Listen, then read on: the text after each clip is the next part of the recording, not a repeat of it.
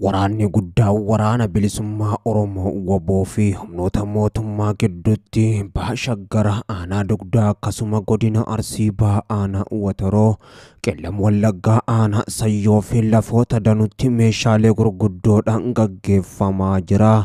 WBO'n lola guddaa baha Shaggar aanaa Dugdaa akkasuma godina Arsii baha aanaa Wataroo fi Qellam Wallaggaa aanaa Sayyoo dabalatee lafoota danuu keessatti gaggeessaa jiru. Humnoota mootummaa akka baala mukaatti harcaasuudhaan kumootaan iddoo irraa deebii hin qabnetti ergee jiraachuu beeksisee jira.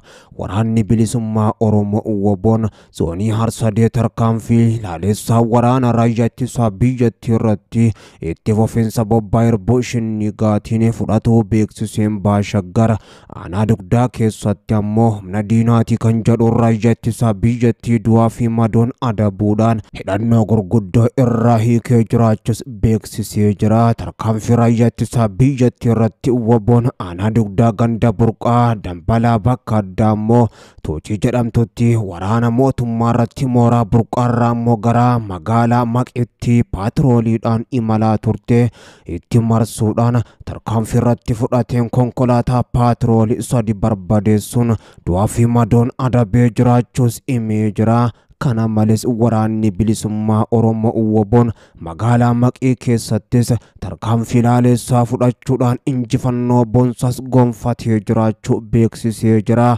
Akkasumallee godina Arsii baha aanaa Wataroo Diinoo keessattis waraana raayyaa ittisa biyyattii danuu isaanii barbadeessuu himee jira. WBO'n godina Arsii baha aanaa Martii ganda Wataroo Diinoo Araddaa 3 Araddaa Diinoo Areereetii fi akkasuma Saalaa keessatti tarkaanfii jabduu fudhateen Cibraan hambaa aanoleedha. Waraana mootummaa irrattis akka jabduu ammoo haleellaa raawwachuudhaan hedduu isaanii barbadeessuun du'aa fi madoon adabeetiin jira jedha. Kana malees ammoo lola ulfaataa Qellam Wallaggaa aanaa Sayyootti taasiseenis waraanni bilisummaa Oromoo WBO'n bireenii dabalatee dishqaa fi meeshaalee garaagaraa tarkaanfii jabduu fudhateen humnoota mootummaarra boojuus himee jira. WBO'n lola guddaa Qellam Wallaggaa aanaa Sayyootti taasiseenis meeshaalee gurguddoo humnoota mootummaarra boojuus himee jira. Waraanni bilisummaa Oromoo WBO'n tarkaanfii jabduu itti fufiinsa bobbaa Irboo Shinnigaatiin godina Qellam Wallaggaa aanaa Sayyoo bakkoota 3tti ammoo gaggeesseen du'aa fi madoon diina koo adabee dhibbaan kan lakkaa'aman biyyatti makeen jira jedhee jira. Lola jabaa waraana raayyaa ittisa biyyattii waliin gaggeessee WBO'n bulchiinsa magaalaa Duulii irrattis ammoo injifannoo guddoo gonfatuudhaan raayyaa ittisa biyyattiitii fi humnoota wal makoo ta'an du'aa fi madoon adabuun daaraa botara godheen jira kan jedhe lolichaas goolabuun injifannoo guddoo gonfatus himee jira. Aanaa Sayyoo Gandeeshoo keessattis ammoo waraanni bilisummaa Oromoo WBO'n tarkaanfii jabduu fudhadheetiin jira jedhuun humnoota mootummaa 100 ol ammoo iddoo irraa deebii hin qabnetti erguudhaan hedduus madeessee 27 ammoo harkaan qabee jiraachuus himee jira. Lola kanarratti waraanni bilisummaa Oromoo WBO'n meeshaalee waraanaa gurguddoo hedduu irraa hiikuudhaanis injifannoodhaan lolichas goolabuu kan hime WBO'n duratti deemaatiin jira jechuudhaan lolicha irratti WBO'n injifannoo guddoo gonfatuudhaan fuulduratti adeemaa jiraachuus beeksisee jira.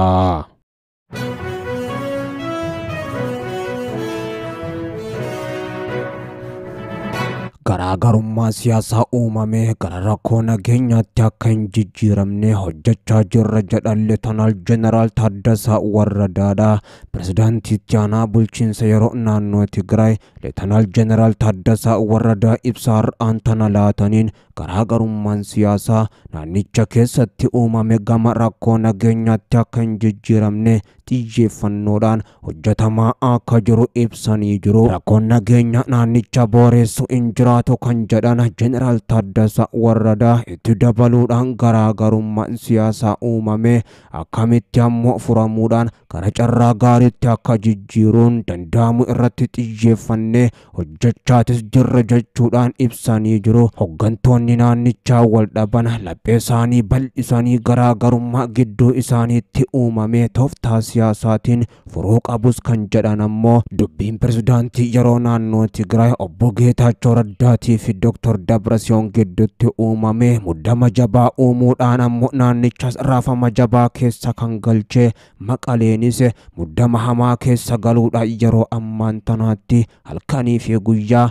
garee lamaan kana gidduutti wanni tahaa jirus haga giddu galeessa biyyattii Finfinneettis ammoo guyyaadhaan maaltu ta'uudhaaf deemaa fi maaltu uumamee jira kan jedhus ammoo odeeffamaatuma jira. Jeneraal Taaddasee Warradee Tasfaayeedha ammoo garee Geetaachoo Raddaatii kan jedhaman Leetanaal Jeneraal Tasdiqaan Gabratinsaay ammoo garee Dr. Dabratsiyoon jechuudhaanis imamaa jira. Humni isaanii lamaan ammoo waraana naannicha keessatti akkan kaafnes shakkamaa jira. Jeneraalonni waraana TDF rakkoon guddaan uumame naannichi waraana keessa kan galleef hojjechaa akka jiran kan dhagaamee fi humni TDF bakka lamatti cabee akka wal gubbatti lolan banneefis halkanii fi guyyaa ifaajaa jiraachuun isaanii ammoo kan himame. Haa ta'u malee gareen Dr. Dabratsiyooniin durfamu humni TDF ammoo kan Leetanaal Jeneraal Tasdiqaan Gabratinseetiin durfamu humna Geetaachoo Raddaafaa ammoo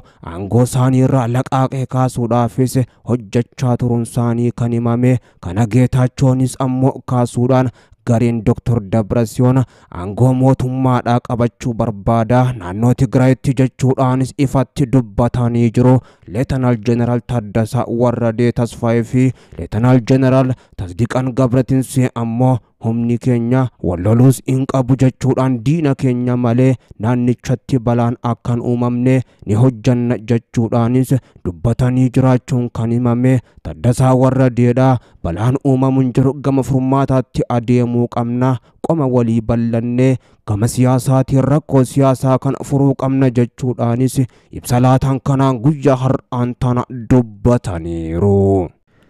TPLF bakka lamatti cabuu hordofee humnoonni Tigraay garee kamuu akka hin deeggarre obbo Geetaachoo Raddaadha waamicha dhiyeessan.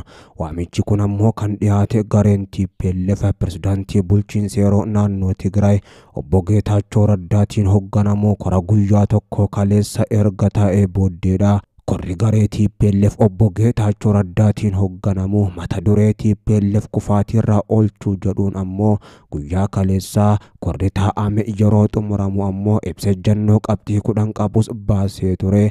Gareen obbo Geetaachoodha ibsa baase kanaan murteena kora waliigalaa TPLF garee Dr. Dabratsiyooniin gaggeeffamu fudhatama hin qabu jedhee uummanni Tigraayis isaan cinaa akka dhaabbatu gareen obbo Geetaachoodha waamicha dhiheesse. Humnoonni Tigraay ataakaaroo TPLF gidduutti uumame kana keessatti akka hin hirmaannes waamicha godhan obbo Geetaachoon gareen TPLF Dr. Dabratsiyooniin ammoo hoogganamu kora waliigalaa guyyootaaf gaggeessaa ture. Har'aan tanaas ni xumura jedhameetis eeggamaa jira. Garuu Dabratsiyoon kan Geetaachoo Raddaa jedhan kanaafis deebisaa hin laanne akkuma gareen Dr. Dabratsiyoon Gabra Mikaa'el walgahii gaggeeffataa jiru. Gareen TPLF obbo Geetaachoo Raddaatiin durfamus korasaa guyyuma tokkotti gaggeessuun xumuree ibsa baasee korri TPLF garee obbo Dr. Dabratsiyooniin gaggeeffamaa jiru fudhatama hin qabu.